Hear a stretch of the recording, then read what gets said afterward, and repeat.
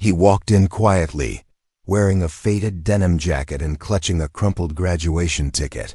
Just a single father hoping to watch his son receive his diploma. But within minutes, 3 security guards confronted him in front of hundreds of guests, insisting he didn't belong. What none of them knew was that this soft-spoken man had once saved lives in ways most people couldn't fathom. He had rescued strangers from burning wreckage, pulled families from floodwaters, and coordinated emergency responses that made national headlines. And today, 8 people whose lives he'd directly saved were already making their way to the ceremony. They had seen the news. They had recognized his face. And they were coming to make sure the world finally understood who this humble man really was. Sometimes the greatest heroes are the ones we overlook, until the moment arrives when silence is no longer an option.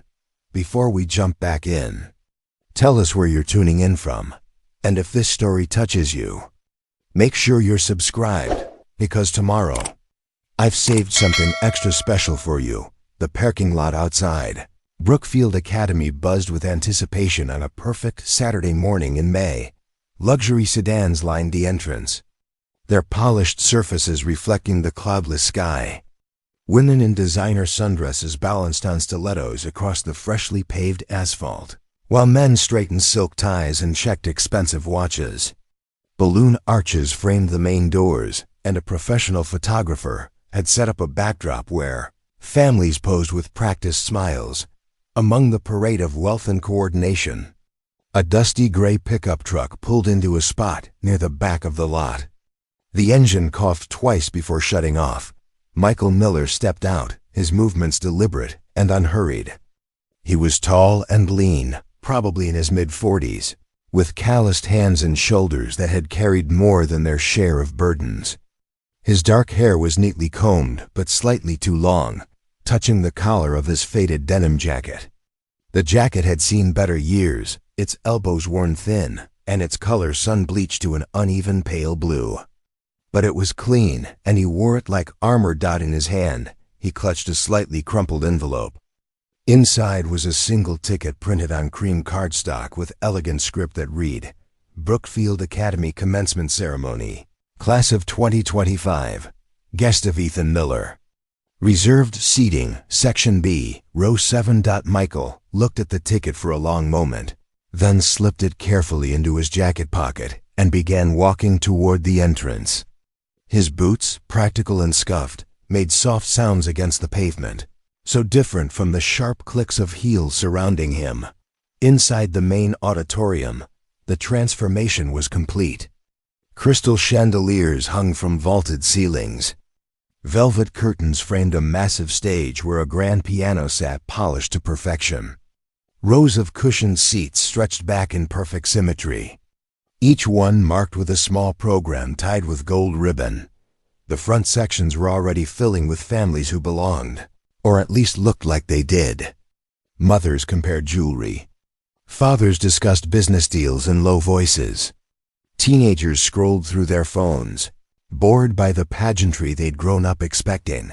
Michael found his section without difficulty. Section B, Row 7.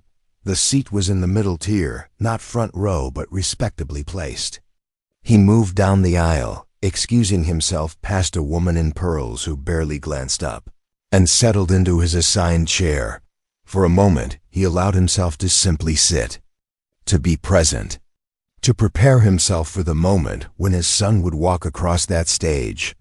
Ethan Miller, the boy he'd raised alone since infancy, the teenager who'd fought for every scholarship and stayed up late studying while Michael worked double shifts, the young man who was about to graduate with honors from one of the most prestigious private academies in the state. Pride swelled in Michael's chest. Quiet and overwhelming, but the moment didn't last. A woman 2 seats to his left leaned toward her husband, whispering something behind a manicured hand. The husband glanced over, his eyes sweeping Michael from head to toe. His expression shifted, subtle but unmistakable. Disapproval mixed with confusion. Michael had seen that look before. Many times. Another family in the row ahead turned slightly, their conversation pausing as they noticed him. A teenage girl wrinkled her nose and muttered something to her mother that Michael couldn't quite hear, but he didn't need to. The tone said everything. He folded his hands in his lap and kept his eyes forward. He'd learned long ago that defending yourself to people who had already decided who you were was a waste of breath. Better to stay quiet. Better to stay invisible. But invisibility, it seemed, was no longer an option. Footsteps approached from behind. Heavy, deliberate, official. "Sir," Michael turned. 3 security guards stood in the aisle. The first was older, stocky, with a thick mustache and a badge that gleamed too brightly under the chandeliers. The second was younger, nervous, shifting his weight from foot to foot. The third stood slightly back, arms crossed, watching with cold assessment. "Can I help you?" Michael asked quietly. The older guard cleared his throat. "Sir, I'm going to need to see your ticket." Michael reached into his jacket, pulled out the envelope, and handed it over without protest. The older guard examined it, then passed it to the younger one, who nodded. "Yeah, Ethan Miller's listed here. Guest, Section B." The older guard frowned. "Even so, we've received some concerns from other guests. They're saying you might be more comfortable in the overflow seating." Michael blinked. "Overflow seating?" "Yes, sir. It's in the auxiliary hall. Still a great view, just a bit less crowded." "This seat isn't crowded," Michael said evenly. "And according to that ticket, it's mine." The third guard, the silent one, finally spoke. His voice was flat, authoritative. "Sir, we don't want to cause a scene, but several families have expressed discomfort. We're trying to maintain the dignity of the ceremony." Michael felt something tighten in his chest. Not anger. He'd learned to bury that years ago. Just a deep, familiar ache. The kind that came from being told, again and again, that you didn't belong in spaces your hard work had earned you access to. He looked at the 3 men. Then at the families pretending not to watch. Then at the stage where his son would soon stand. And then he stood up. "Fine," he said quietly. No argument. No raised voice. No demand to speak to a supervisor. Just compliance, the kind born from knowing that fighting would only make things worse. For Ethan, the older guard seemed almost relieved. "Thank you for understanding, sir. Right this way." Michael followed them up the aisle, past rows of eyes that tracked him like a spotlight. Past the woman in pearls who looked away as he passed. Past the teenage girl who smirked into her phone. Past a man in expensive suit who shook his head slowly, as if Michael's very presence had been a personal insult. The auxiliary hall was smaller, dimmer, tucked behind the main auditorium with a single monitor mounted on the wall showing a live feed of the stage. Folding chairs, not cushioned seats. Fluorescent lights, not chandeliers. A handful of people sat scattered throughout, most of them looking equally displaced. Michael took a seat near the back. From here, he couldn't see the stage directly. Couldn't see his son. Just a pixelated screen showing distant figures moving in silent preparation. He sat down slowly, placed his hands on his knees, and stared at the monitor. Somewhere in the main hall, a sound system crackled to life. Music began to play. The ceremony was starting. And Michael Miller, the man who had once risked everything to save strangers, who had pulled people from the edge of death and asked for nothing in return, sat alone in a room meant for the forgotten. But what none of them knew, not the guards, not the families, not even Michael himself yet, was that 8 people had just received a notification on their phones. 8 people who had been searching for him for years. 8 people who owed him their lives, and they were already on their way. Michael Miller hadn't always been a man who accepted dismissal quietly. There was a time when his presence commanded rooms, when his voice carried weight that made others stop and listen.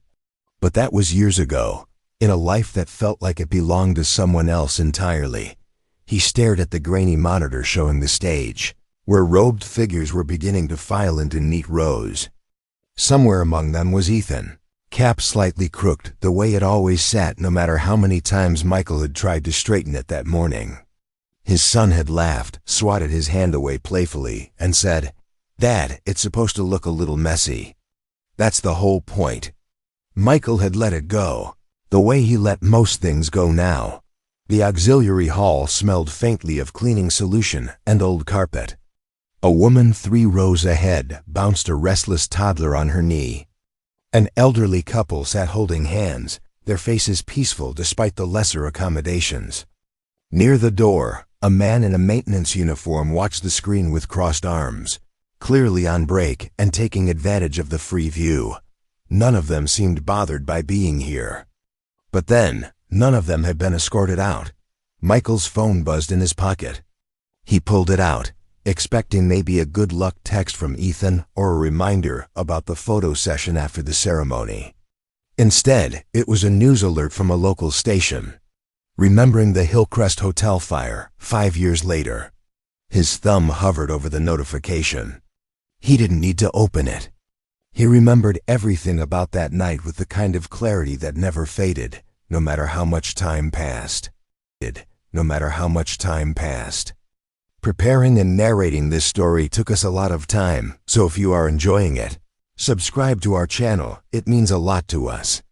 Now back to the story. It had been March, unseasonably cold, with ice coating the streets. He'd been driving home from his shift at the warehouse when he saw the smoke, thick and black, pouring from the upper floors of the Hillcrest, a mid-range hotel on the east side of town. Flames licked out of shattered windows. People screamed from balconies. He'd pulled over without thinking, grabbed the fire extinguisher from his truck, ran toward the building while others ran away. The details came back in fragments. The heat that seared his lungs. The weight of the woman he'd carried down 4 flights of stairs, unconscious, her daughter clutching his jacket and sobbing. The man trapped beneath a collapsed beam who Michael had lifted with strength he didn't know he possessed. The family huddled in a smoke-filled room that he'd guided toward the emergency exit. When they couldn't see 2 feet in front of them, he'd gone back in 7 times. 7 times, while firefighters were still en route and the structure groaned with instability. By the time the professionals arrived, he'd pulled 11 people out. 11 lives saved before the top 3 floors collapsed inward with a sound like thunder. The media had called him a hero. For 2 weeks his face was everywhere. Interviews, news segments. A medal from the mayor. Strangers stopping him in grocery stores to shake his hand and thank him for restoring their faith in humanity. And then the attention faded, as it always does. The cameras moved on to the next story. The reporters stopped calling. Life returned to what it had been before. Early mornings at the warehouse, late nights helping Ethan with homework. Weekends stretched thin trying to make ends meet. Michael had never wanted the attention anyway. He'd only wanted those people to live. But the aftermath had been complicated in ways no one warned him about. Some of the people he'd saved had tried to stay in touch. They'd sent cards, gifts, invitations to dinners he politely declined. A few had started a fundraiser to help with Ethan's education, which Michael had accepted only after Ethan begged him to stop being so stubborn. The money had made Brookfield Academy possible, a school Michael never could have afforded on his own. A school where, apparently, he still didn't quite belong. He slipped his phone back into his pocket without opening the article. On the monitor, the ceremony was beginning. A woman in academic regalia stepped up to the podium and began speaking. Her words slightly delayed and tinny through the hall's old speakers. Welcome, families and friends, to the Brookfield Academy Class of 2025 commencement ceremony. Today we celebrate not only academic achievement, but character, leadership, and the bright futures ahead of our graduates. Michael leaned forward slightly, scanning the rows of students for Ethan's face. There, 3rd row, 5th seat in. His son sat with perfect posture, hands folded, looking straight ahead with the kind of Nervous focus that meant he was probably rehearsing his speech in his head. Ethan was valedictorian. The announcement had come 3 weeks ago, and Michael had cried in his truck in the warehouse parking lot where no one could see. His son, the boy he'd raised on fast food and hand-me-down clothes and an endless supply of love, had outperformed every student in a school full of wealth and privilege. Michael's chest ached with pride, so fierce it was almost painful. The woman at the podium continued, "Before we begin, I'd like to recognize our distinguished guests and generous benefactors whose support makes excellence possible at Brookfield Academy." She began listing names. Families Michael had never heard of, corporations, foundation directors. Each name was met with polite applause from the main auditorium, faint and distant through the monitor speakers. Then, unexpectedly, the woman paused. She glanced at something offstage, then back at her notes, her expression flickering with confusion. "I've just been informed," she said slowly, "that we have several additional guests joining us today. I'm told they've requested to be here for a very specific reason, though I confess I wasn't given details." Michael's brow furrowed. The hall around him had gone quiet. Even the toddler had stopped fussing. On the monitor, the auditorium's main doors opened. The camera didn't pan to show who entered, but Michael could see the ripple effect. Heads turning, whispers spreading, a shift in energy that even the grainy feed couldn't hide.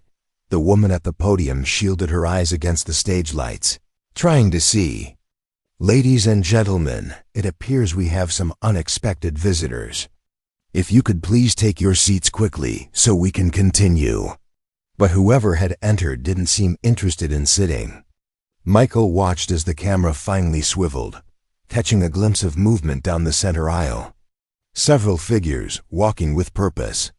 The feed was too blurry to make out faces, but something about the way they moved, the formation they held, sent a chill down Michael's spine. He knew that walk. He'd seen it before. The elderly couple in front of him leaned toward each other, murmuring. The maintenance worker uncrossed his arms, suddenly alert. Michael's phone buzzed again. And again. And again, he pulled it out.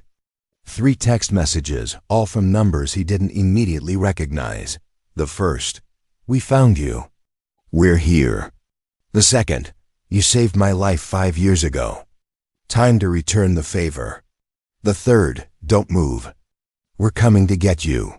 Michael's hands began to shake. On the monitor, the camera zoomed in slightly. 8 people now stood at the front of the auditorium.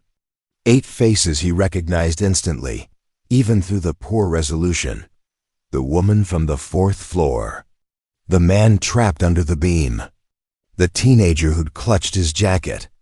The family from the smoke-filled room. 4 others whose faces he'd seen in nightmares and prayers, whose survival had been the only reward he'd ever wanted. They were all there, and they were all looking toward the back of the auditorium, toward the auxiliary hall, toward him. The main auditorium had descended into confused silence. The kind of silence that happens when a script is abandoned and no one knows what comes next. 8 people stood at the front of the hall. Not in the seats reserved for distinguished guests, but in the aisle. Forming a quiet barrier between the stage and the audience, they didn't look like they belonged together. Different ages, different backgrounds, different styles of dress. But they stood with a unified purpose that made them impossible to ignore. In the auxiliary hall, Michael Miller rose slowly from his folding chair. His heart hammered against his ribs. Every instinct told him to sit back down, to stay invisible, to not make this moment about him. This was Ethan's day, his son's achievement. The last thing Michael wanted was to create a scene that would overshadow that, but the 8 people in that auditorium hadn't come to be ignored. On the monitor, the camera swiveled between the stage and the group, trying to make sense of what was happening. The woman at the podium, an administrator whose name Michael couldn't remember, gripped the edges of the wood with white knuckles. "I'm sorry," she said, voice strained with forced politeness. "But if you're not registered guests, I'm going to have to ask you to take this up with our security team." One of the 8 stepped forward. A woman, mid-30s, with dark hair pulled back in a neat ponytail and a scar visible along her left forearm. She wore slacks and a blazer, professional but not formal. When she spoke, her voice carried across the auditorium with the kind of clarity that came from someone used to being heard. "My name is Abigail Anderson," she said. "And 5 years ago, I was trapped on the 4th floor of the Hillcrest Hotel when it caught fire. I was unconscious from smoke inhalation when a man I'd never met carried me down 4 flights of stairs while the building was collapsing around us. He saved my life. He didn't ask for thanks. He didn't ask for anything. And when the cameras came, he disappeared back into the life he'd built for his son." The auditorium had gone completely still. Not a cough. Not a whisper. Just silence and the weight of Abigail's words. She continued, her voice steady but thick with emotion. "That man was asked to leave this ceremony today. He was told he didn't belong here. That his presence made people uncomfortable. That he should watch his son's graduation from an overflow room where he wouldn't be seen." A ripple of shock moved through the crowd. Parents exchanged glances. Students sat up straighter in their chairs. Abigail's expression hardened. "The man you removed from this auditorium is Michael Miller. And his son, Ethan Miller, is your valedictorian." The camera panned across the rows of graduates until it found Ethan. The young man sat frozen, his face pale, his eyes wide with dawning realization. He'd known his father had been asked to move. Michael had texted him a brief explanation, downplaying it, insisting everything was fine. But Ethan had felt the sting of it, the familiar shame that came from watching his father be treated as less than now. Ethan stood, slowly, his movements careful, as if the world might shatter if he moved too quickly. The administrator at the podium held up a hand. "Young man, please sit down. We're going to address this, but we need to maintain order." Ethan ignored her. He stepped out of his row, moving past classmates who pressed back to let him through, and walked toward the edge of the stage. "Ethan," the administrator said, her voice taking on a warning tone. "This is not the time. This is not the time." "Yes, it is," Ethan said quietly. Then louder, projecting the way he'd been taught in speech class. "Yes, it is." He turned to face the audience. Hundreds of eyes locked onto him. His hands trembled, but he clenched them into fists at his sides and steadied his breathing. "My name is Ethan Miller," he began. "I'm supposed to give a speech later about achievement and ambition and the future we're all walking into. I spent 2 weeks writing it. I practiced it in the mirror. I had every word memorized." He paused, swallowing hard. "But I'm not going to give that speech, because there's something more important that needs to be said right now." In the auxiliary hall, Michael moved toward the door, his chest tight. He needed to stop this. Needed to keep Ethan from sacrificing this moment for him. But his feet wouldn't move fast enough. And the hall monitor had stepped in front of the exit, watching the screen with everyone else. Blocking the way without realizing it, Ethan's voice continued, clear and unwavering now. "My father is the strongest person I know. Not because he's physically strong, though he is. Not because he doesn't feel pain or fear, because he does. He's strong because he wakes up every single day and chooses to keep going, even when the world treats him like he's invisible." A few parents in the front rows shifted uncomfortably. The woman in pearls who'd been sitting near Michael earlier stared down at her program. "He's worked 2 jobs for as long as I can remember," Ethan said. "He's missed sleep so I could have tutoring. He's eaten less so I could eat more. He's worn the same jacket for 10 years because every dollar he saved went toward making sure I had opportunities he never got." Ethan's voice cracked, but he pushed through. And today, on the day he should have been celebrated, on the day he earned the right to sit in that audience and watch his son graduate, he was told he didn't belong. Because of how he looks. Because of a jacket that's worn, and a truck that's old, and hands that are calloused from actual work. Someone in the audience began to clap. Slow, deliberate. Others joined. The sound built gradually, not enthusiastic but solemn, like the applause given at memorials. But Ethan held up his hand, stopping it. I don't want applause. I want you to understand something. The 8 people standing in this aisle right now, they're alive because of my father. He ran into a burning building while everyone else ran out. He risked everything for strangers. And he never once asked for recognition. He turned toward where Abigail and the others stood. Thank you for coming. Thank you for seeing him when no one else would. Then he looked directly at the camera, as if he could see through it to wherever his father was. Dad, I know you're watching. I know you're probably upset that I'm doing this. But I need you to hear me. You've spent my whole life teaching me that character matters more than comfort. That doing the right thing matters more than being liked.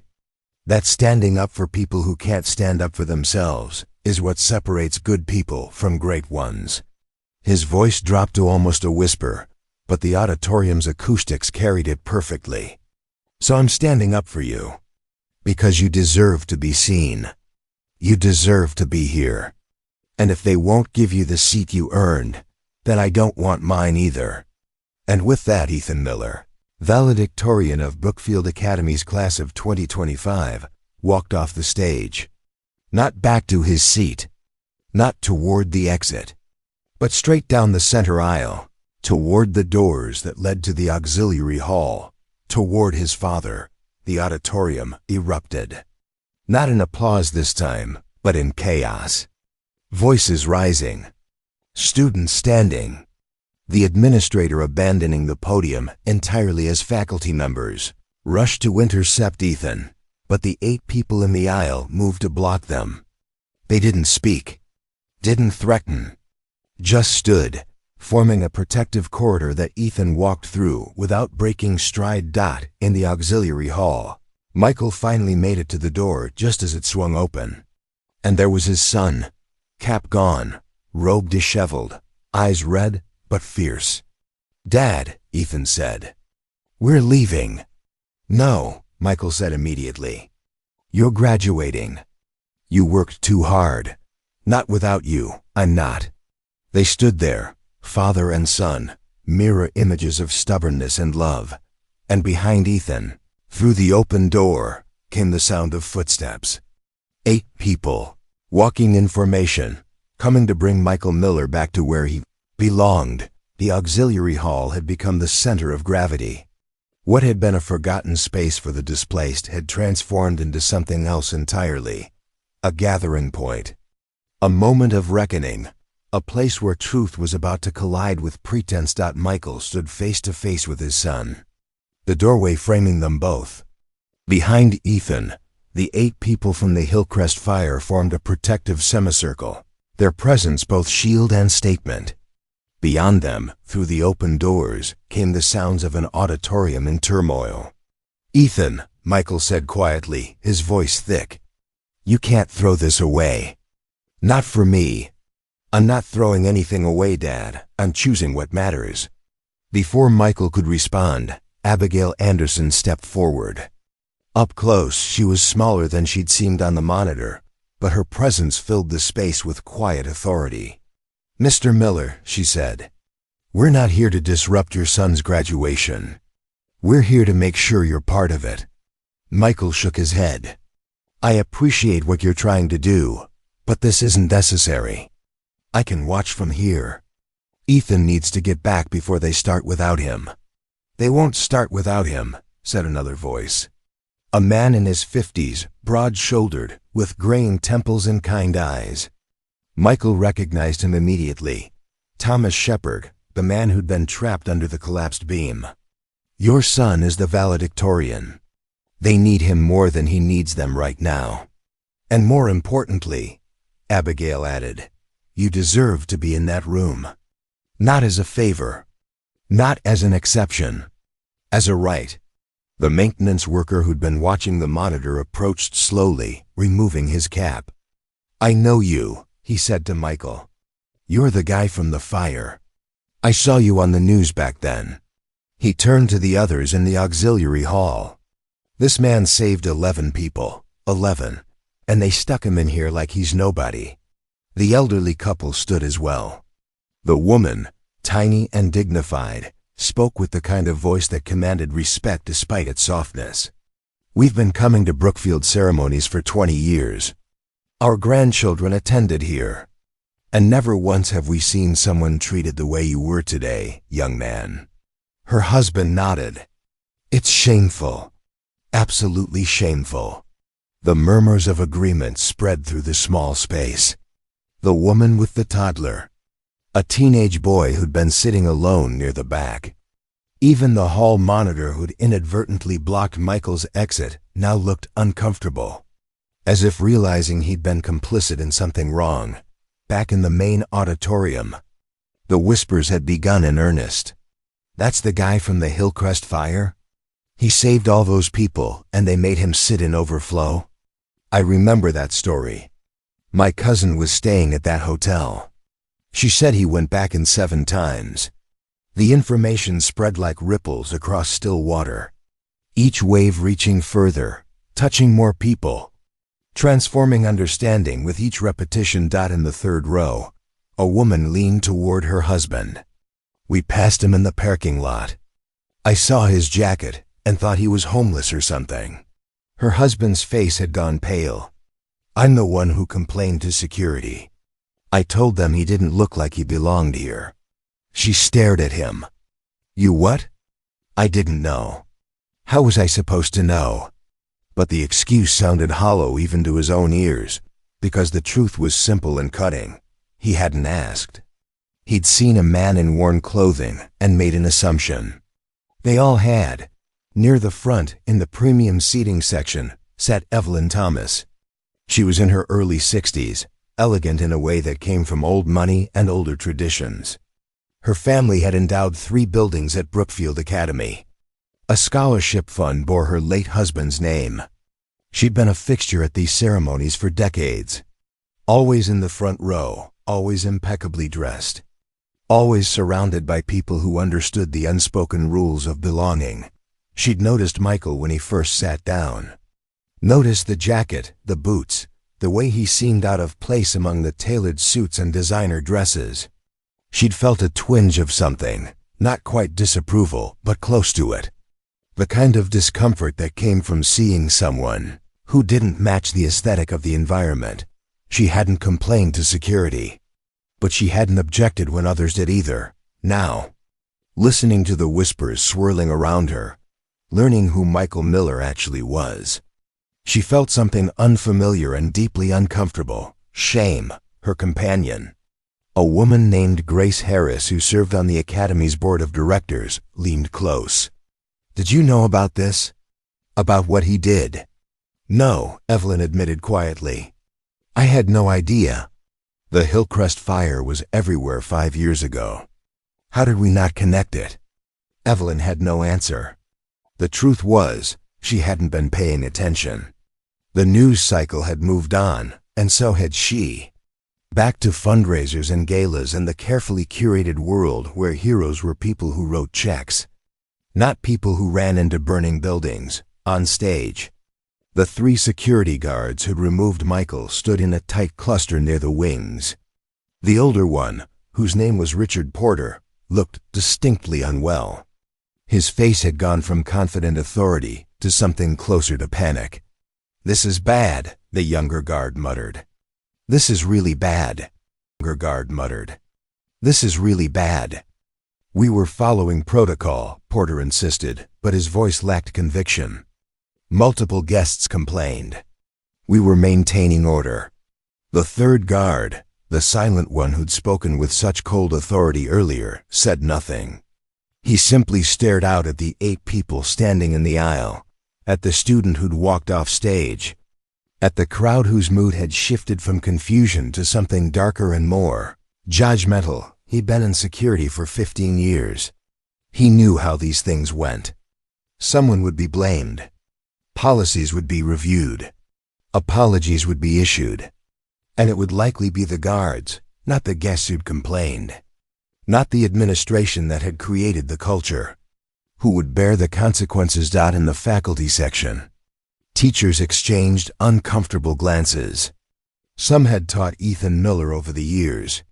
They remembered him as bright, hardworking, unfailingly polite. A few had met Michael at parent-teacher conferences, noted his quiet attentiveness, his sincere questions about how to help his son succeed. None of them had known about the fire. None of them had thought to ask what Michael did, who he was beyond Ethan's father. Professor Linda Walker, who'd taught Ethan's senior literature seminar, felt tears prick her eyes.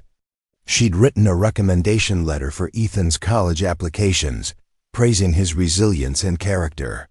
She'd mentioned, in passing, that he was being raised by a single father who worked multiple jobs. But she'd framed it as an obstacle Ethan had overcome, not as a testament to Michael's sacrifice. She'd gotten it backwards, she realized now.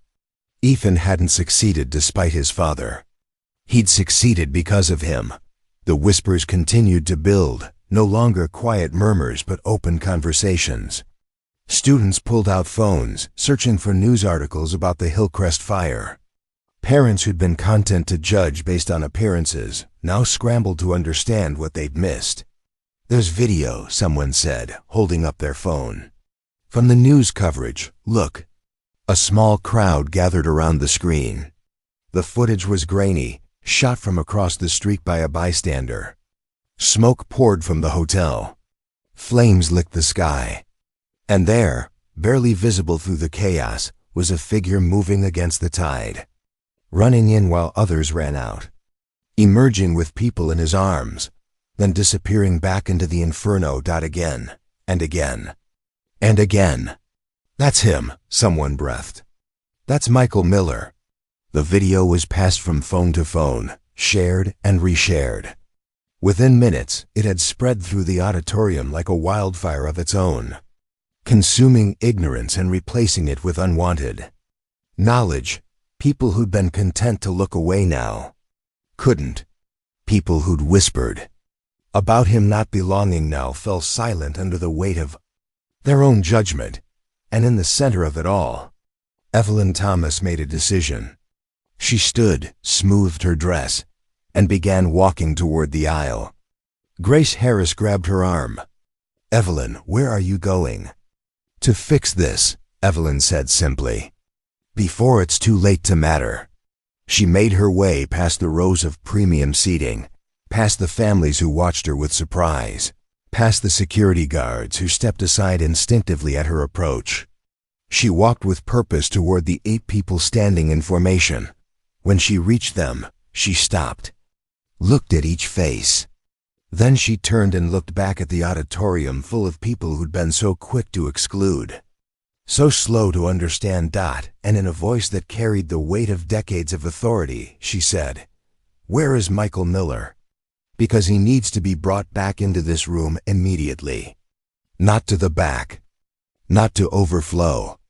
To the front row, where he should have been from the beginning." The auditorium fell silent. Then, from the back, from the auxiliary hall, came the sound of footsteps. Michael Miller, flanked by his son and the 8 people whose lives he'd saved, walked back into the room he'd been told he didn't belong in. And this time, everyone stood. The double doors of the auditorium opened wide, and for a moment, everything froze. Not the dramatic freeze of movies where time literally stops, but the real-world version where hundreds of people collectively hold their breath, waiting to see what happens next. Michael Miller walked through first. Not because he wanted to lead, but because Ethan had gently pushed him forward, one hand on his father's shoulder. The 8 from the Hillcrest fire followed in 2 rows of 4, their formation unconscious but unmistakable. The kind that came from shared trauma and mutual respect. The main aisle stretched before them like a runway, impossibly long under the crystal chandeliers. Every eye tracked their progress. Phones rose, some openly recording, others pretending not to. The silence was so complete that Michael could hear his own heartbeat, The soft scuff of his boots against the polished floor. The rustle of Ethan's graduation robe behind him. He wanted to turn around. Wanted to tell them this was too much, that he didn't need vindication or recognition, that he just wanted to sit quietly and watch his son graduate. But Abigail Anderson walked beside him now, her presence steady and unyielding. "Keep walking," she said softly. "You've run into worse than a room full of judging eyes." She wasn't wrong. But somehow this felt harder. Fire was straightforward. You ran toward people who needed help or you didn't. There was no middle ground, no complexity. This was about being seen. About being valued. About claiming space in a world that had told him repeatedly, in 1,000 small ways, that he wasn't worth the room he took up. Evelyn Thomas stood at the front, waiting. As they approached, she extended her hand. Not to shake, but to gesture toward the front row. "Mr. Miller, I'm Evelyn Thomas. On behalf of everyone here who failed you today, I apologize. Please take your seat." Michael looked at the premium section. Plush chairs with embroidered academy crests. Reserved signs that read, "Distinguished Guests and Benefactors Circle." The kind of seats he'd never expected to occupy. "Ma'am, I appreciate the gesture, but my ticket was for Section B. That's fine. I don't need special treatment." Evelyn's expression softened. "Mr. Miller, this isn't special treatment. This is correction of an injustice. You saved 11 lives. You risked everything for strangers. If that doesn't qualify someone as distinguished, then the word has no meaning." Behind them, the auditorium remained standing. Not in applause, but in witness. Students who'd been scrolling through phones now watched with full attention. Parents who'd complained about Michael's presence now couldn't meet his eyes. The 3 security guards had disappeared entirely. Likely called away by administrators scrambling to control the narrative. Thomas Shepard, the man Michael had pulled from under the collapsed beam, stepped forward. "5 years ago, I was trapped under about 300 pounds of burning debris. Smoke so thick I couldn't see my own hands. I'd accepted I was going to die in that hotel. Then this man appeared out of nowhere, lifted that beam like it was nothing, and dragged me out." He paused, his voice roughening with emotion. "I spent weeks in the hospital, months in physical therapy. I learned to walk again, built a life again. Got to watch my daughter graduate from college last year and walk her down the aisle 2 months ago." His eyes shone.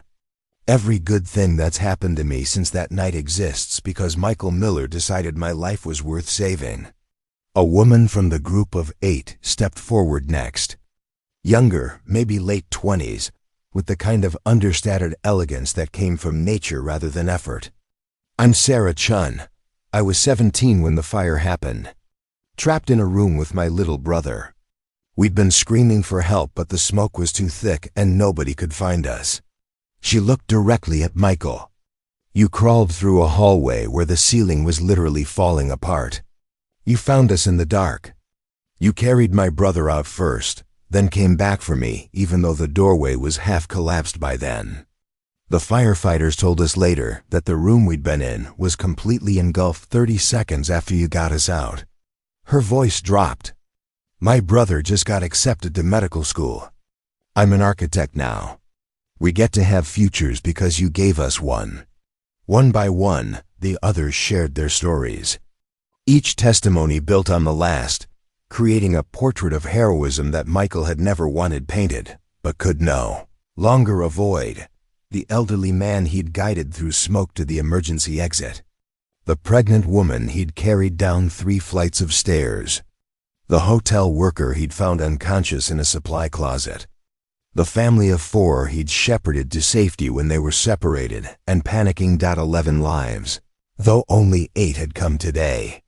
The others, Michael learned later, were scattered across the country, living the futures he'd made possible, but unable to travel on short notice. As the testimonies concluded, something shifted in the auditorium. It wasn't just about Michael anymore. It was about every assumption they'd made, every judgment they'd passed, every time they'd looked at someone and decided they knew the whole story based on appearances. A student stood. Then another. Soon the entire graduating class was on their feet, and this time the applause came. Not polite, not performative, but genuine. The kind that starts slow and builds like thunder, rolling through the space with the force of collective recognition. Ethan stood beside his father, tears streaming down his face without shame. Michael reached over and pulled him close, one arm around his son's shoulders. "You didn't have to do this," Michael whispered. "Yes, I did," Ethan replied. "Someone needed to tell them who you really are. Someone needed to tell them who you really are." From the stage, the administrator who'd been trying to maintain order finally approached the microphone. Her earlier confidence had evaporated, replaced by the careful tone of someone navigating a minefield of public relations disaster. "Mr. Miller, on behalf of Brookfield Academy, I want to extend our sincerest apologies for the way you were treated today. It was inexcusable. We pride ourselves on fostering an environment of respect and inclusion, and we clearly failed to live up to those values." The words were right, but they felt hollow, scripted, the kind of apology institutions give when they're more concerned with reputation than responsibility. Michael gave a small nod. "Thank you." He didn't elaborate, didn't accept or reject the apology outright. Just acknowledged it and let the silence speak for itself. Evelyn Thomas, still standing nearby, added her voice. "The Academy will be establishing a new scholarship in your name, Mr. Miller, the Miller Family Scholarship for students who demonstrate exceptional character and resilience. We'll be reaching out to discuss the details." Michael blinked. "That's not necessary." "Perhaps not," Evelyn conceded. "But it's right. And sometimes doing what's right matters more than what's comfortable." She gestured again toward the front row. "Please, sit. Watch your son give the speech he prepared. Be present for the moment you earned." Michael hesitated one more time, looking at the premium seats, at the faces around him that ranged from genuinely apologetic to carefully neutral. Then he looked at Ethan, who nodded encouragement. Finally, Michael sat. The chair was more comfortable than anything he'd sat on in years. The view of the stage was perfect, unobstructed. Close enough to see every detail. Ethan squeezed his shoulder once, then made his way back to the stage, taking his place among the graduates who parted to let him through. The ceremony resumed with visible awkwardness. The administrator fumbled through the next few announcements. The faculty tried to return to their scripted roles. But nothing felt the same as it had before. The air had changed. The unspoken rules had been exposed and found wanting. And in the front row, in a seat that had been denied him, sat a man in a faded denim jacket who'd never asked for recognition, but who could no longer be ignored. Behind him, the 8 from the Hillcrest fire had taken seats in the second row. They didn't leave, didn't fade into the background. They stayed, visible and present, a living reminder of what real heroism looked like. And in the back of the auditorium, streaming in quietly through the side doors, came more people. A firefighter still in uniform, clearly on break from his shift.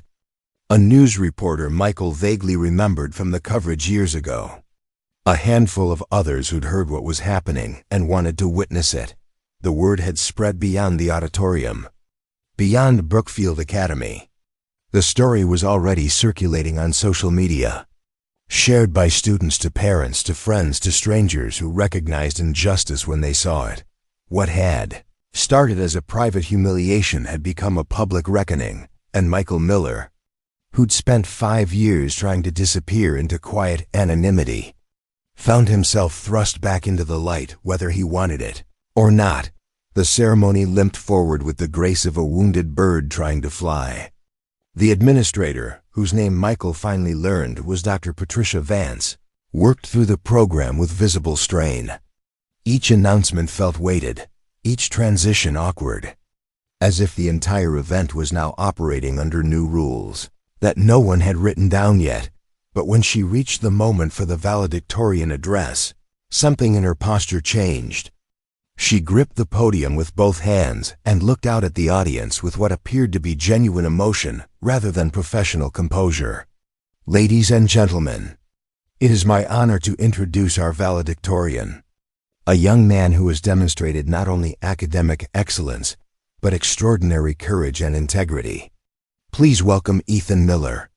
The applause this time was different from the polite recognition typically given to student speakers.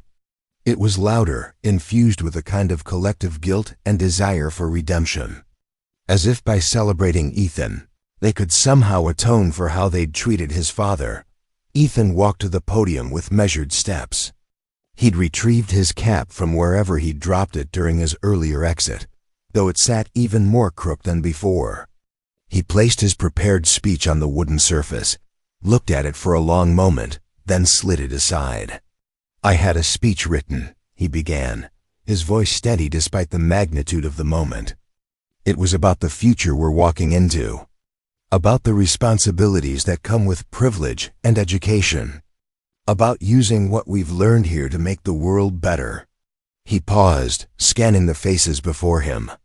"I'm still going to talk about those things, but not the way I'd planned. Because something happened today that taught me more about responsibility and privilege than 4 years of classes ever could." In the front row, Michael sat perfectly still. He wanted to close his eyes, to not watch his son put himself in this position, but he couldn't look away. When my father arrived today, he had every right to be here. He had a ticket. He had an invitation. He had earned his place through 18 years of sacrifice that most of us, myself included, can't fully comprehend. Ethan's voice grew stronger, but he was judged in seconds. Not by his character, not by his actions, by his appearance, by the fact that his jacket is old and his truck is dusty, and he doesn't look like what we've been conditioned to think success looks like. Several parents shifted uncomfortably. A few students nodded with recognition. My father saved 11 people from a burning building 5 years ago. He ran into collapsing floors and toxic smoke while everyone else ran away. He carried people downstairs when he had smoke in his own lungs. He went back again and again until there was no one left to save. Ethan's hands gripped the podium edges. And today, at his son's graduation, he was told he wasn't good enough to sit in the seats you all took for granted. He was removed, hidden, made invisible because his presence made people uncomfortable. The silence in the auditorium was absolute. Even the usual rustling of programs and shifting in seats had ceased. But here's what I've learned from watching him my whole life. True character isn't loud.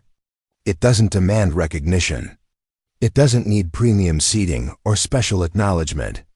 It just shows up day after day, doing what's right, even when no one's watching.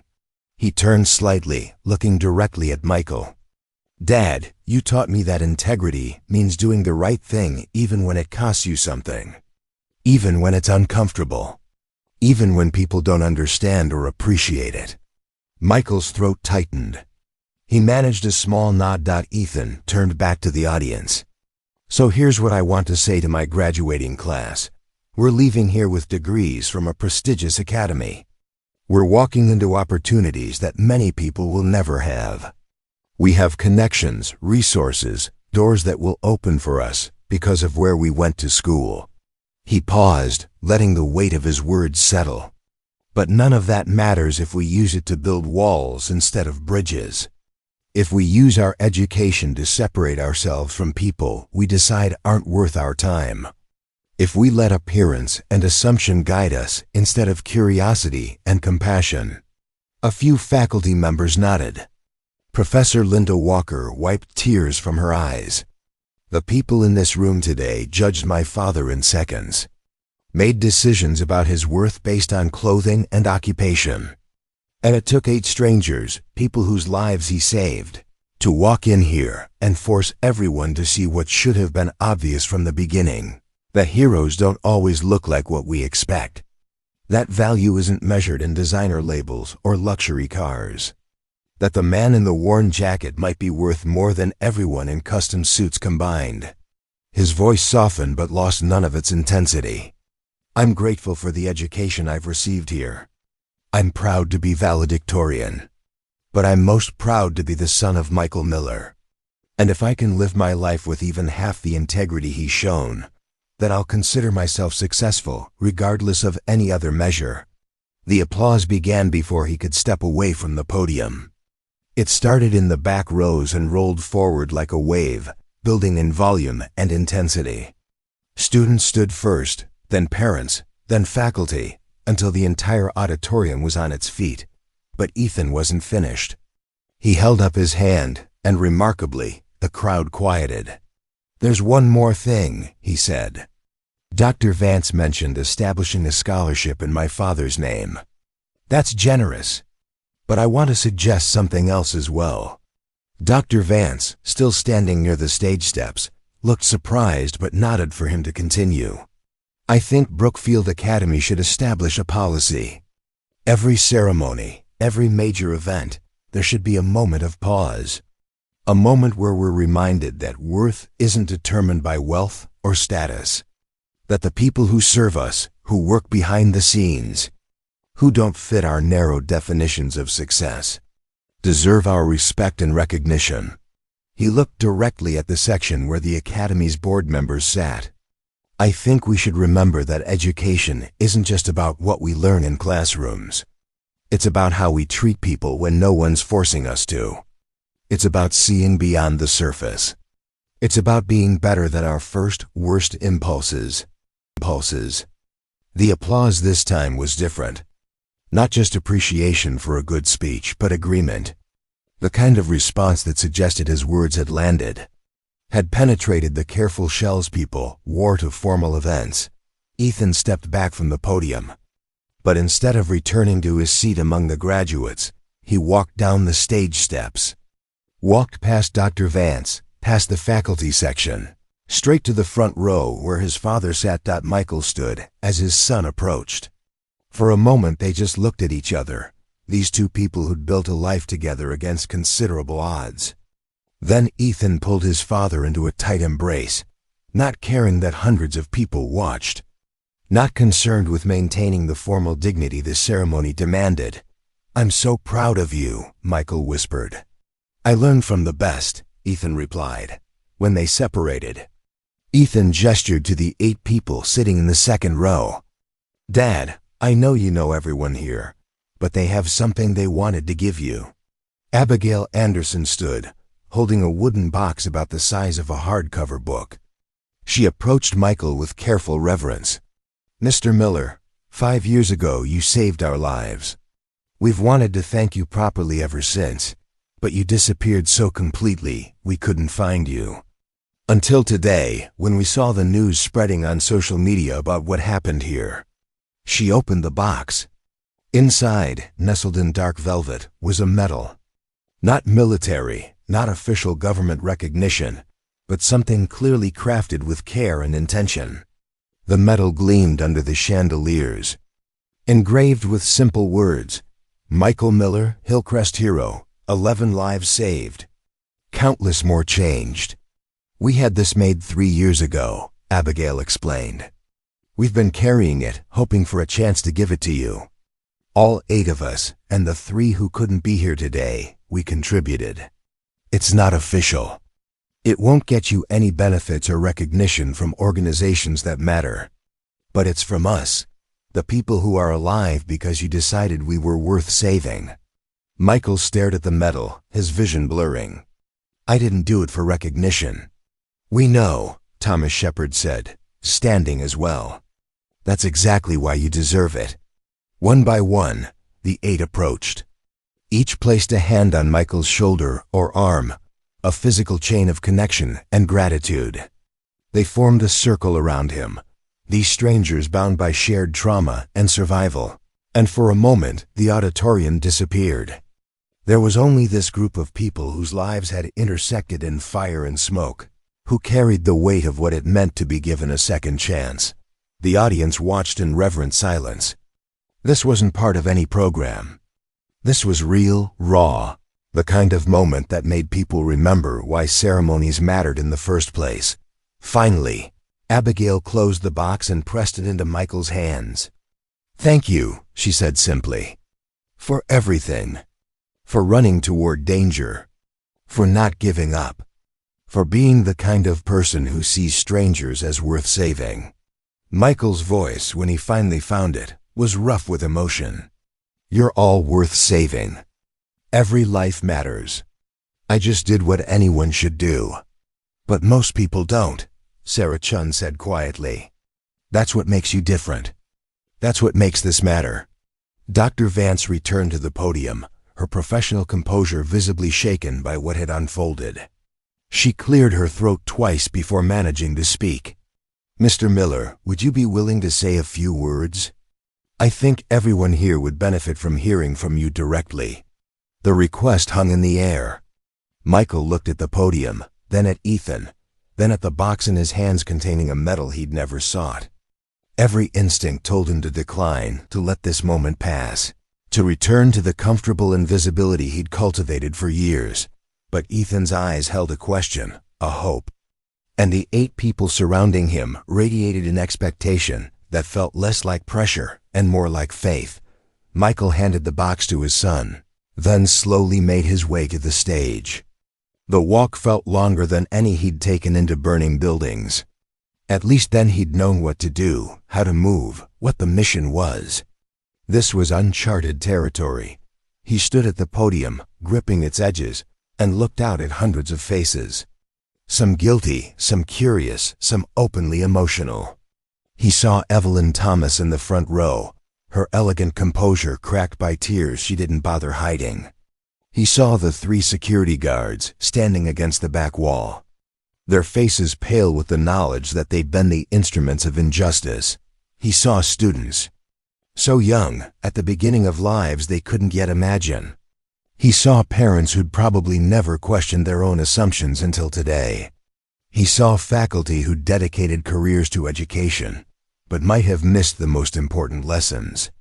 "I'm not much for speeches," Michael began, his voice carrying despite its quietness. "I'm better with actions than words.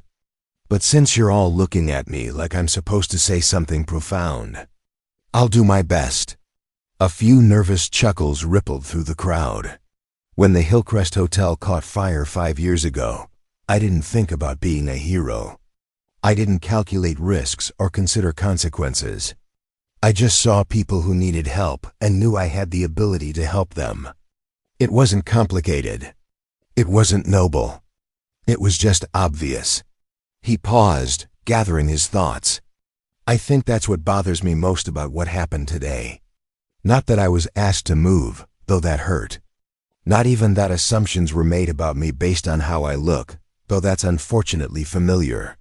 What bothers me is that it wasn't obvious to people here that I belonged. That my son's father, regardless of what I wore or drove or did for work, had earned the right to be present for one of the most important days of his life." The silence was heavy, weighted with recognition and shame. "I've worked a lot of jobs over the years. I've cleaned floors in buildings I couldn't afford to rent space in. I've loaded trucks at warehouses where I was invisible to the people whose products I moved. I've fixed engines and stocked shelves and done 100 other things that people don't think about until they need them done." His gaze swept across the audience. "And the whole time, I've watched people make assumptions. About my intelligence because I work with my hands. About my worth because I don't wear suits. About my value as a human being because I don't fit into the narrow categories of what success is supposed to look like." A few people shifted uncomfortably, recognizing themselves in his words. "But here's the thing I've learned. The thing I've tried to teach my son. Your worth isn't determined by other people's ability to recognize it. You don't become less valuable because someone fails to see your value. You just become more aware of their limitations." Professor Linda Walker nodded vigorously, scribbling notes despite herself. "I didn't save those people at the Hillcrest because I wanted recognition. I saved them because they were human beings whose lives mattered. Because in that moment, nothing else was relevant. Not their income or status or appearance. Just their fundamental right to survive, to keep living, to have futures. He looked directly at Ethan. That's what I've tried to teach my son. That everyone you meet has a story you don't know. That the person serving your coffee, or collecting your trash, or sitting in a worn jacket at a graduation, might have depths and experiences and value that aren't immediately visible. That snap judgments based on appearance are lazy at best and harmful at worst. Michael's voice softened. Today, 8 people came here to speak for me because I wasn't allowed to speak for myself. They shared stories about a night I've spent 5 years trying to forget. Not because I regret what I did, but because remembering means reliving the fear and the heat and the sounds of people screaming. It means carrying the weight of knowing that if I'd been 5 minutes later, if I'd decided it wasn't my problem, 11 people would have died. Abigail Anderson, still in the second row, wiped tears from her face.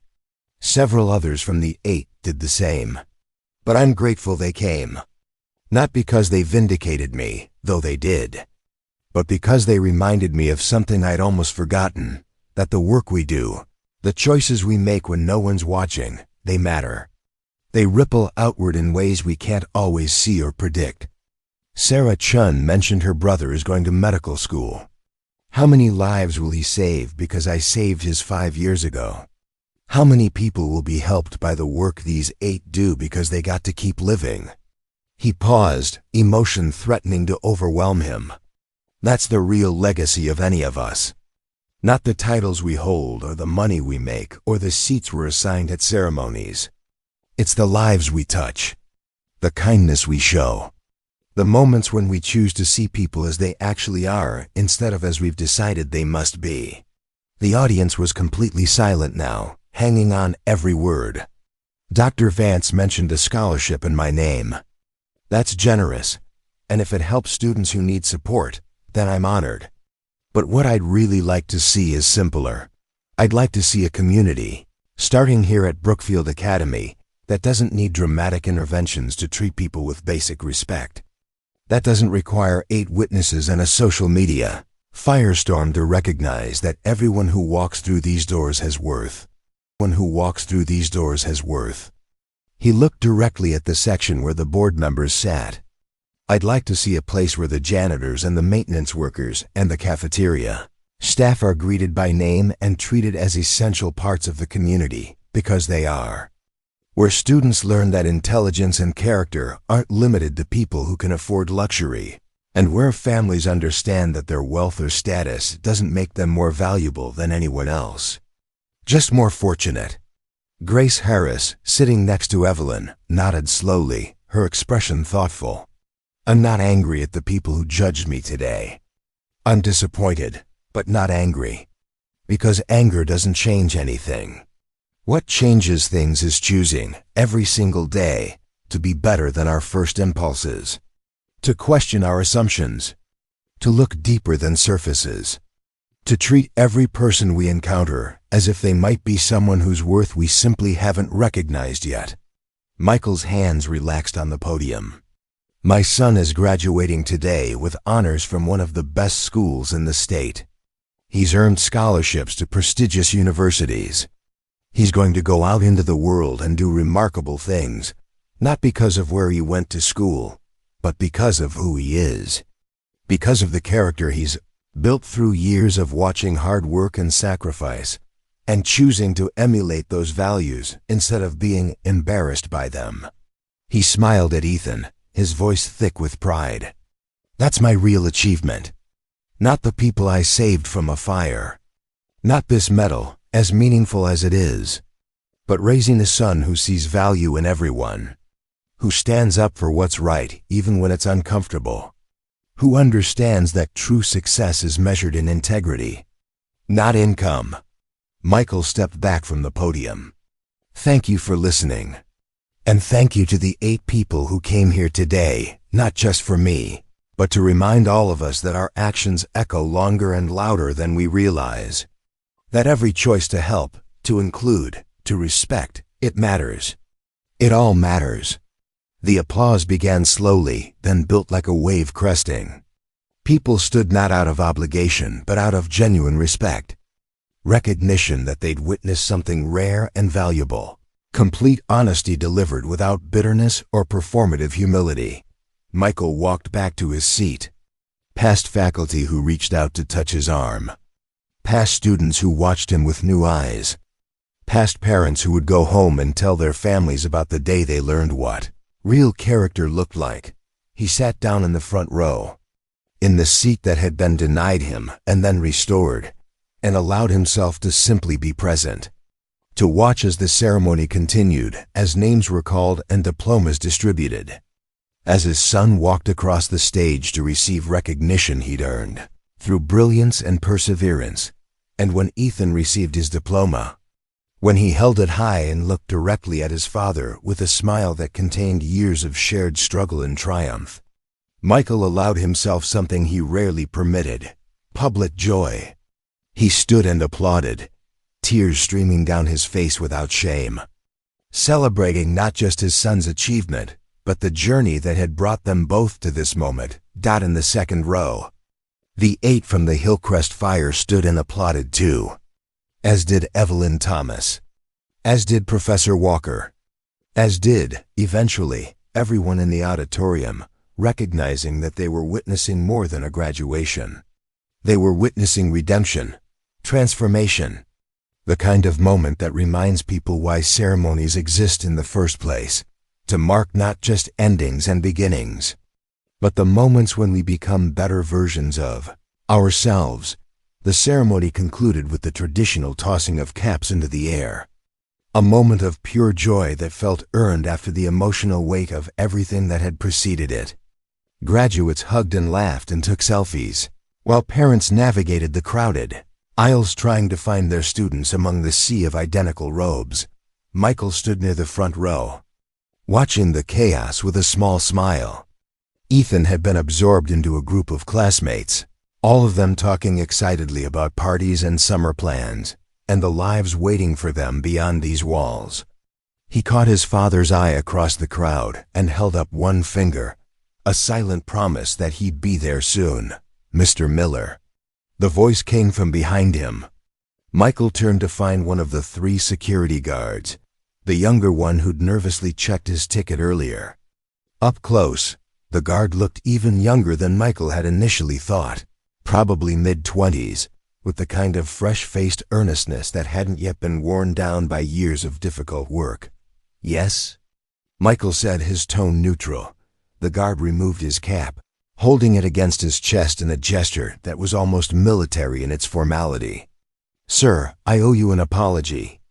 A real one, not the kind management writes in a statement." Michael studied him.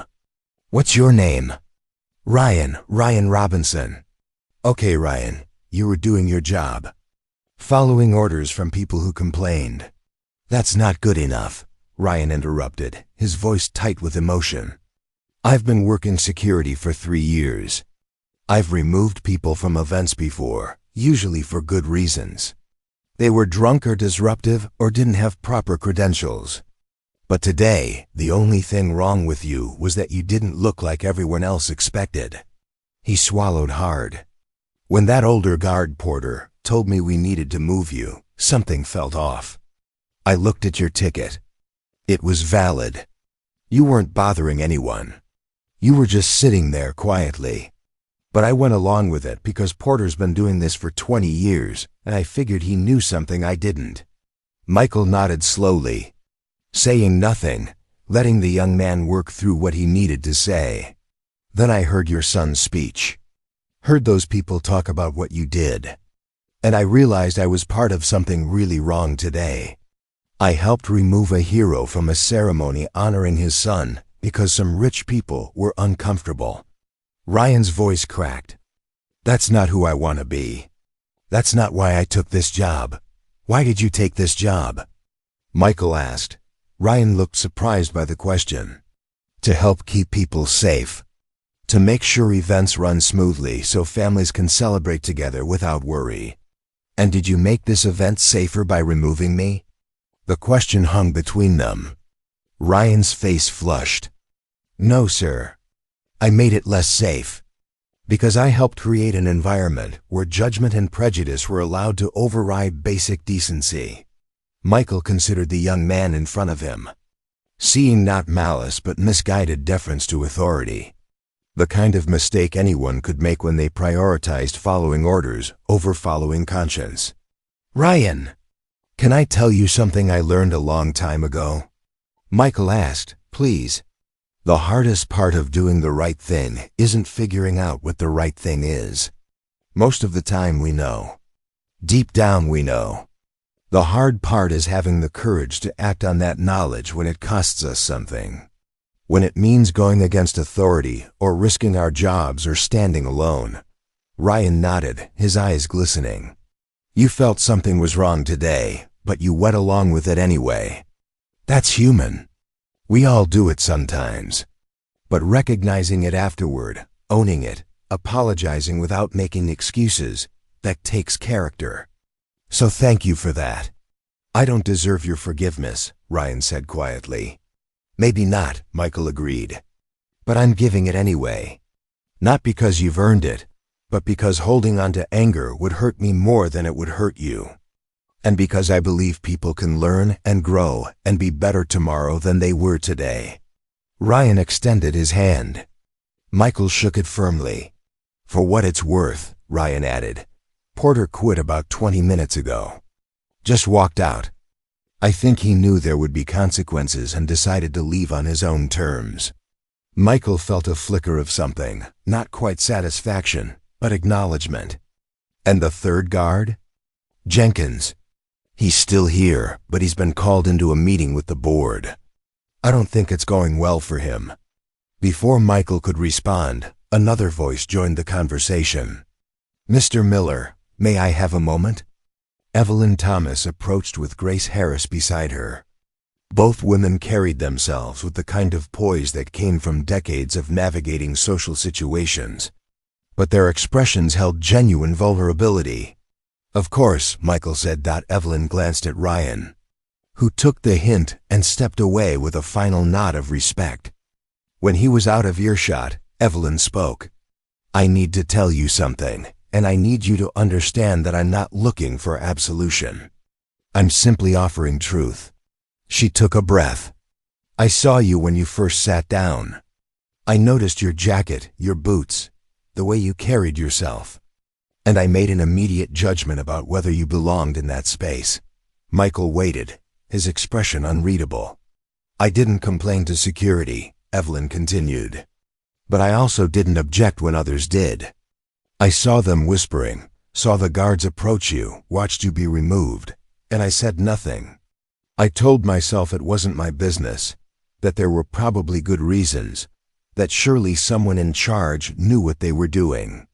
Grace added, we both did. We watched injustice happen and chose comfort over courage. Evelyn's voice strengthened. But there's something else you should know. Something I learned today that makes my silence even more unforgivable. She paused, gathering herself. My younger brother, Daniel Thomas, was at the Hillcrest Hotel the night of the fire. He was there for a business conference, staying on the 6th floor. Michael's expression shifted, a flicker of recognition. He was one of the 11 you saved, Evelyn said, her voice breaking. You carried him down when the stairwell was half collapsed. He had smoke inhalation, burns on his arms, but he survived. He calls what happened that night his second birthday. Michael's mind raced back through fragmented memories of that chaotic night. Faces blurred by smoke and fear, bodies heavy with unconsciousness or panic. The desperate mathematics of deciding who to help first when everyone needed help immediately. He's spoken about you for 5 years, Evelyn continued. About the man who appeared through the smoke like something out of a story. Who refused to leave anyone behind. He tried to find you, wanted to thank you properly. But by the time he was released from the hospital, you'd already disappeared from public view. She looked directly at Michael. tears streaming down her carefully made-up face. "And today, when you walked into this auditorium, when my brother's savior sat 20 feet away from me, I didn't recognize you. Worse, I judged you. I deemed you unworthy of sharing space with people like me." The weight of the revelation settled over them. Grace reached out and squeezed Evelyn's hand in support. "I called Daniel as soon as I realized who you were," Evelyn said. "He's on his way now. He was in meetings downtown, but he dropped everything. He needs to see you, to thank you, to introduce you to his wife and the daughter who was born 2 years after the fire. The family he has because you gave him a future." Michael felt the familiar tightness in his chest, the one that came whenever he was forced to confront the reality of what that night had meant. "You don't need to feel guilty about not recognizing me. I wasn't trying to be recognized." "That's not the point," Evelyn said firmly. "The point is that I should have treated you with respect regardless of whether I knew who you were. Human decency shouldn't require a dramatic backstory or witnesses or social media pressure. It should be the baseline, the default, the bare minimum we offer every person we encounter." Grace nodded. "We're on the Academy's board of directors. We have influence over policy and culture here. And we're going to use that influence to make sure what happened to you today never happens to anyone else." "It's not enough," Evelyn added quickly. "It doesn't undo the harm or erase the injustice. But it's a start. We're proposing mandatory training for all staff on implicit bias. We're revising security protocols to require multiple layers of verification before anyone is removed from an event. We're creating channels for students and families to report discrimination without fear of retaliation." She paused, then added more quietly, "And we're both committing to examining our own biases. Our own failures, our own moments of choosing comfort over courage. Because if we can't change ourselves, we have no business trying to change institutions." Michael looked at these two women, powerful and privileged, now standing before him with genuine remorse and commitment to do better. He thought about Ryan, the young security guard wrestling with his complicity. He thought about the hundreds of people in the auditorium who'd been forced to confront their own assumptions. "I appreciate everything you're saying," Michael said carefully. "And I hope you follow through on those commitments. But I want you to understand something. I don't want to be the exception. I don't want to be the hero who deserves respect. I want every person who walks through these doors, whether they save lives or bag groceries or clean toilets, to be treated with basic human dignity." "Yes," Evelyn said emphatically. "Yes, that's exactly right. That's exactly what needs to change." A commotion near the auditorium entrance caught their attention. A man in a business suit was pushing through the crowd, looking around frantically. When his eyes landed on Michael, he stopped, his hand rising to his mouth. "That's Daniel," Evelyn whispered. "That's my brother." Daniel Thomas crossed the distance between the entrance and Michael Miller in seconds, moving with the kind of urgency usually reserved for emergencies. He was in his early 50s, fit and well-dressed, but his eyes held the haunted quality of someone who'd looked death in the face and never quite forgotten what it looked like. When he reached Michael, he stopped abruptly, as if an invisible barrier prevented him from getting closer. His hands shook. His breath came fast. "It's you," he said, voice barely above a whisper. "It's really you." Michael nodded slowly. "Hello, Daniel. You remember my name." It wasn't a question, just an observation filled with wonder. "I remember everyone from that night. Some details are blurry, but names, faces, those stayed clear." Daniel's composure crumbled. Tears streamed down his face without shame or attempt at concealment. "I've looked for you for 5 years. 5 years. I hired investigators. I checked with fire departments and hospitals and news stations. Everyone said you disappeared, that you didn't want to be found." "I didn't," Michael admitted. "Not because of you or anyone else from that night. I just needed to get back to my life, to raising my son, to being normal again. There's nothing normal about what you did." Daniel's voice was fierce now, intense. "You carried me down 6 flights of stairs when I couldn't breathe, couldn't see, couldn't think. The doctors said I was minutes away from death when you got me out. Minutes." He pulled out his phone, hands still trembling, and scrolled through photos. "This is my wife, Catherine. We met a year after the fire. This is our daughter, Emma. She just turned 3. He held the screen toward Michael, showing a beautiful little girl with dark curls and a gap-toothed smile. "She exists because you gave me a future. My wife has a husband because you refused to leave me behind." Michael stared at the photo, feeling the weight of it. This child, this life, this family. All of it existing because of a choice he'd made in smoke and chaos, without time to think about consequences or meaning. "She's beautiful," Michael said softly. "I tell her about you," Daniel continued. "Not the scary parts, but the important parts. That when her daddy was in trouble, a brave man helped him. That there are people in the world who run toward danger to help strangers. That heroes are real." He slipped the phone back into his pocket and looked at Michael with raw honesty. "My sister told me what happened today. That you were removed from your son's graduation. That you were judged and dismissed and made to feel like you didn't belong." His voice hardened with anger. "That the man who saved my life was treated like he was worthless." "Daniel," Evelyn said gently, placing a hand on her brother's arm. "We're handling it. Changes are being made." But Daniel shook his head. "Changes being made doesn't undo what happened. Doesn't erase the fact that my sister, my own sister, sat there and let it happen without recognizing you. She didn't know," Michael said.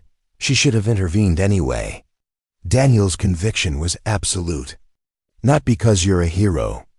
Because you're a human being who deserved basic respect." The small group stood in a pocket of stillness while chaos continued around them. Graduates took photos. Families celebrated. Life moved forward, oblivious to the profound moment unfolding near the stage. Ethan appeared then, having finally extracted himself from his classmates. He carried his diploma in one hand and the wooden box containing Michael's medal in the other. When he saw the intensity of the conversation, he hesitated. "It's okay," Michael said, gesturing him over. "Ethan, this is Daniel Thomas."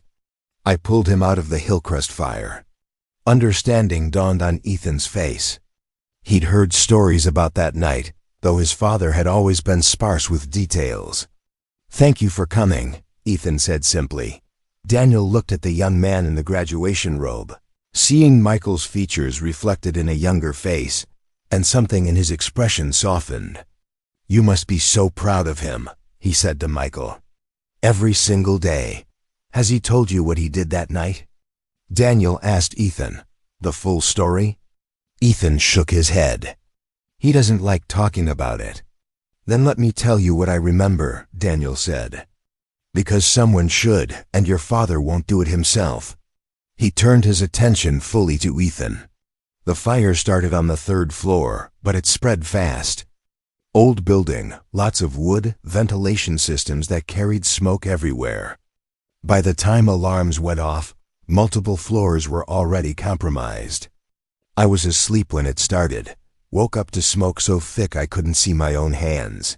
His voice steadied as he fell into the rhythm of testimony, of bearing witness. "I made it to the hallway, but I couldn't find the stairs. The smoke was disorienting, toxic. I collapsed maybe 20 feet from my room. Just collapsed and waited to die." Ethan listened with absolute focus, learning about his father in a way Michael had never allowed. "Your father appeared out of that smoke like he was made of it," Daniel continued. "He had already pulled out 3 other people. He was coughing, his eyes were streaming, but he didn't hesitate.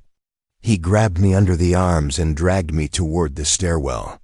Daniel's eyes grew distant, remembering. The stairs were partially collapsed. Burning debris everywhere. He had to carry me, not drag, because the footing was too unstable. I was maybe 180 back then, dead weight. And he carried me down 6 floors while the building groaned and shook around us. "Dad," Ethan breathed, looking at his father with new eyes. When we got outside, the firefighters tried to make him stop. Told him the building was going to collapse, that he'd done enough. But he went back in. He went back in for more people, even though everyone was screaming at him to stop. Even though everyone was screaming at him to stop. Michael shifted uncomfortably. The firefighters weren't there yet when I started. By the time they arrived, I was already committed. It would have been harder to stop than to finish. "That's not how I remember it," Abigail Anderson said, appearing beside them. She'd been listening from a few feet away. "I was watching from the street after you got me out. The fire chief physically grabbed you, told you it was too dangerous. You looked at him and said, 'There are still people inside,' like that was the only thing that mattered." Other members of the 8 had gathered now, drawn by the conversation. Sarah Chun added, "You went back in for my brother and me after the firefighters had already started evacuating the lower floors. They'd written off the upper floors as too dangerous. You didn't." Thomas Shepard nodded. "When you pulled me out from under that beam, I asked you why you were doing this. You know what you said?" Michael shook his head, not remembering. "You said, 'Because I can.' That was it. Not because I'm brave or because I'm a hero. Just because I can. Like having the ability to help created an obligation to do it." Ethan turned to his father, seeing him fully perhaps for the first time. Not just as the man who worked multiple jobs and helped with homework and showed up to every school event, but as someone who'd faced genuine terror and chosen, again and again, to run toward it rather than away. "Why didn't you ever tell me the whole story?" Ethan asked quietly. Michael met his son's eyes. "Because I didn't want you to think that's what made me worth something. I didn't want you to grow up believing that heroism requires dramatic moments or life or death situations. Most of life is quiet. Most of the time, being good means showing up for homework and making dinner and listening when you need to talk. That's the real heroism, the daily choice to be present and kind and steady." He gestured to the 8 people surrounding them. What happened that night was important. But it was one night. What matters more to me is the 6,500 nights since then when I got to be your father. When I got to watch you grow and learn and become this remarkable person. Ethan's voice was thick. "You should have told me anyway." "Maybe," Michael conceded. "But I wanted you to know me as I am now, not as I was in some extraordinary moment. I wanted our relationship built on the everyday, not the exceptional." Daniel spoke again, his voice gentle. "But the exceptional moments reveal who we are in the everyday ones. The courage you showed that night didn't come from nowhere. It came from years of being the kind of person who puts others first, who doesn't calculate cost before helping, who sees need and responds." He looked at Ethan. "Your father is a hero not because of what he did one night 5 years ago. He's a hero because of what he does every day, choosing integrity over ease, choosing service over comfort, choosing love over fear." The words settled over them like a benediction. Around them, the auditorium continued to empty. Staff began cleaning up programs and straightening chairs. The ceremony was officially over, but something more important was just beginning, a recognition. Deeper than applause or medals or speeches, that the measure of a person isn't found in their moments of greatest visibility, but in the accumulation of choices made when no one's watching. In the quiet heroism of showing up, day after day, for the people who depend on you. Ethan stepped forward and wrapped his arms around his father, holding on tight like he used to when he was small and afraid of thunderstorms. Michael held him back, one hand on his son's head, the other around his shoulders, and allowed himself to accept what he'd been given, not just recognition for past actions, but connection in the present moment. The 8 from the Hillcrest fire stood witness. their presence a testament to the ripples that spread from every act of courage. Evelyn and Grace stood nearby, learning what true leadership looked like. Daniel Thomas stood with tears on his face, finally able to thank the man who'd given him a future. And in that moment, surrounded by the people whose lives intersected with his in ways both dramatic and mundane, Michael Miller allowed himself to be fully seen.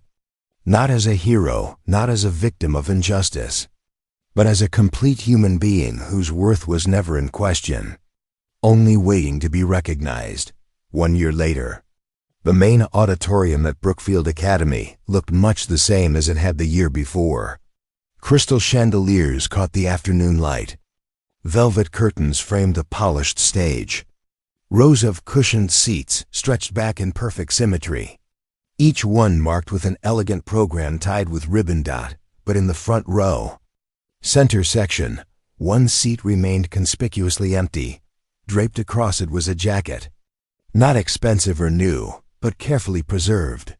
Faded denim worn at the elbows, with a simple brass plaque mounted on the chair back that read, "Reserved for those who serve in silence." New families arriving for the class of 2026 commencement ceremony paused when they saw it. Some asked questions. Others simply nodded with understanding, having heard the story that had become part of Brookfield's institutional memory. "It's the Miller chair," a current student explained to confused parents. "It stays empty at every major ceremony. It's supposed to remind us that worth isn't about wealth or status." Dr. Patricia Vance, still serving as administrator though with considerably more humility than the year before, made the explanation official during her opening remarks.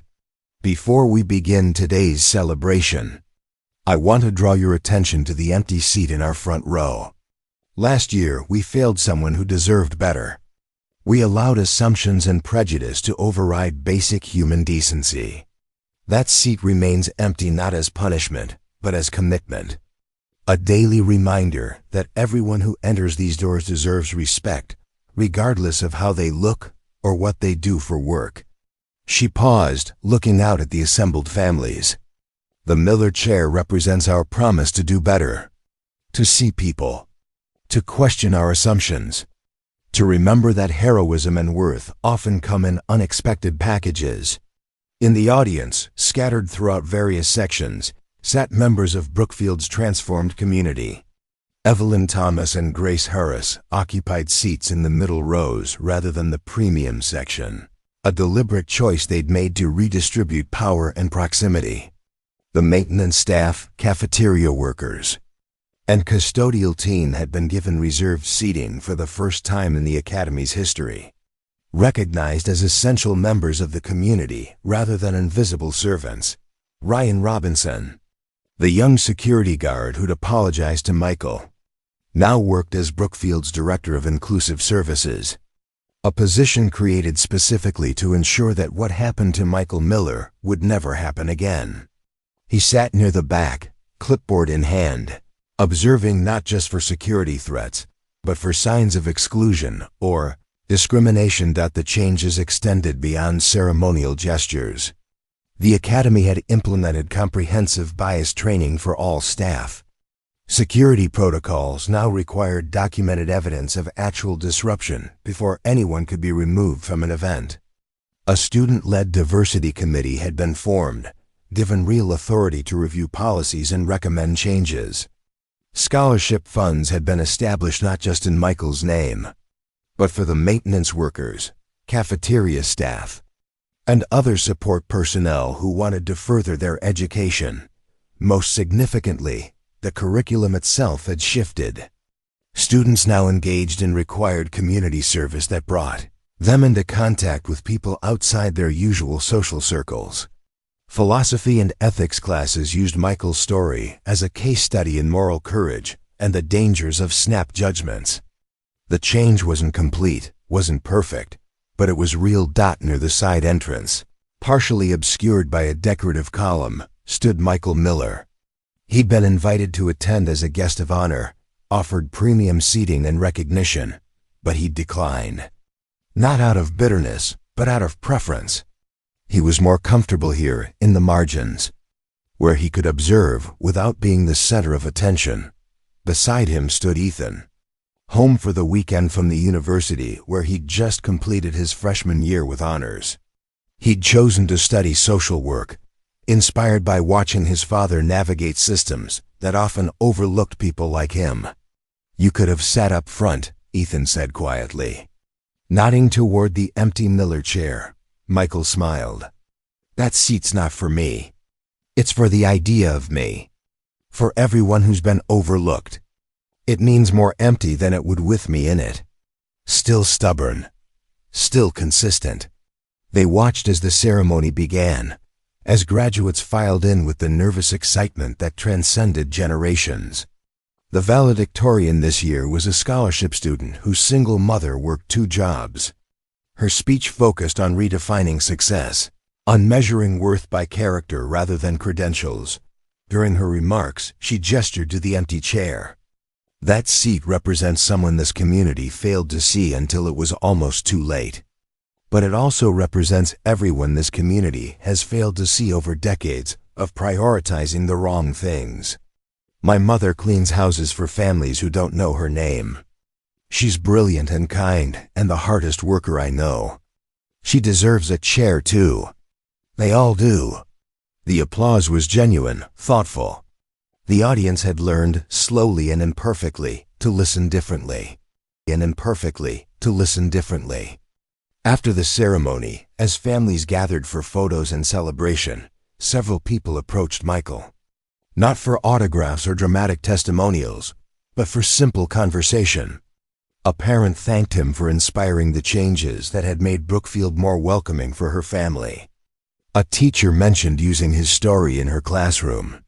A maintenance worker shook his hand and said the new respect protocols had made his job more dignified.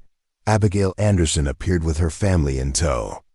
She'd become a regular presence at Brookfield, volunteering with the community service program and mentoring students interested in emergency response careers.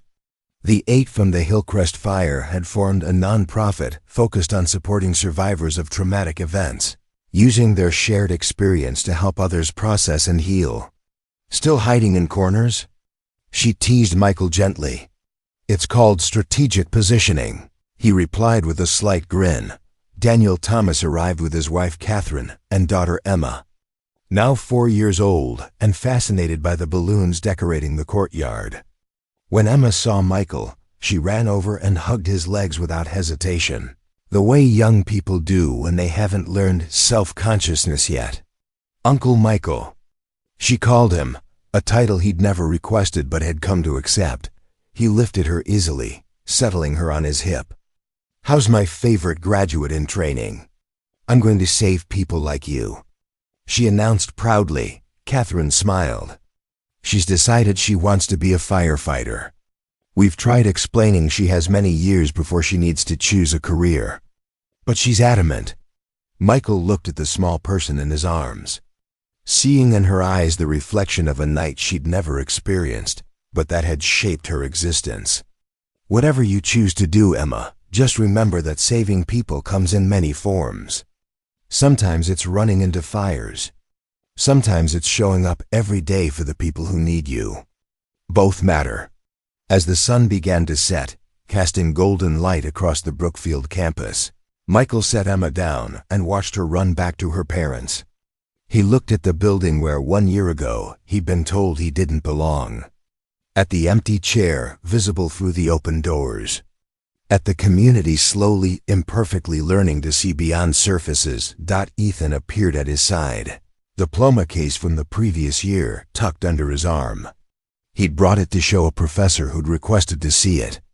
"Ready to go home?" Michael took one last look at the scene before him, at the changes that had rippled outward from one moment of injustice and the people who'd refused to let it stand. At the lives intersecting in ways both profound and ordinary. At the proof that speaking up, standing firm, and refusing to accept the unacceptable could actually change things. "Yeah," he said quietly. "Let's go home." They walked toward the parking lot where Michael's truck, still dusty and faded, waited beside luxury sedans and sports cars. It didn't look any different than it had a year ago. But somehow, it fit better now. Not because the truck had changed, but because the community had learned to see value in things beyond polish and prestige. As they drove away, Michael glanced in the rearview mirror at Brookfield Academy, growing smaller behind them. The building looked the same. The chandeliers still sparkled. The grounds remained immaculate, but inside those walls, in the empty chair and the changed policies and the students learning to question their assumptions, something fundamental had shifted. A single moment of standing up had created ripples that would continue spreading long after Michael Miller returned to his quiet life. And that, he thought, was enough. More than enough. It was everything. Up next, you've got 2 more standout stories right on your screen. If this one hit the mark, you won't want to pass these up. Just click and check them out. And don't forget to subscribe and turn on the notification bell so you don't miss any upload from us.